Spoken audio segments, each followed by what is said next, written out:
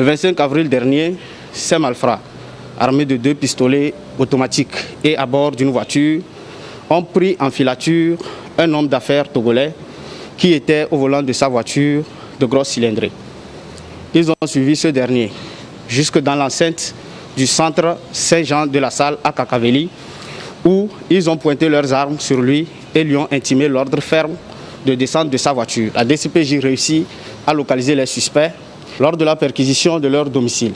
Les enquêteurs retrouvent et saisissent 2 pistolets automatiques, dont un de marque Tokarev avec son chargeur garni de 6 cartouches de calibre 9 mm.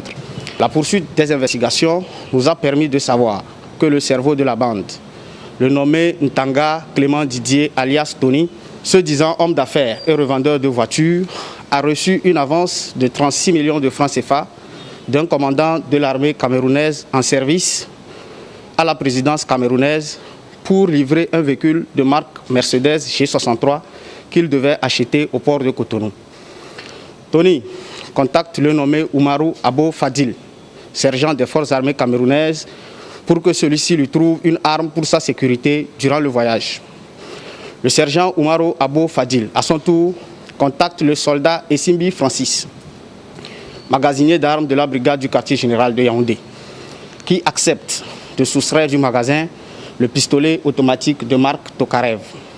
Ce pistolet sera loué à Tony pour un montant de 700 000 francs par semaine. Après 2 semaines, l'arme louée n'est pas rapportée et à la suite d'un contrôle, le soldat Essimbi Francis, ne pouvant pas justifier de l'absence de l'arme, est mis aux arrêts.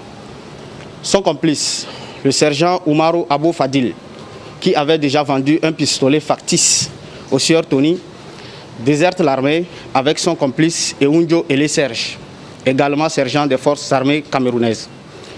Les 2 militaires se lancent à la poursuite de Tony afin de récupérer l'arme en question.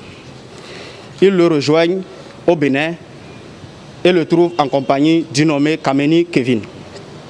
Ce dernier réussit à les convaincre de venir au Togo pour commettre des braquages en ciblant une voiture, une Mercedes G63 ou tout autre véhicule de grosse cylindrée année 2018 ou 2019.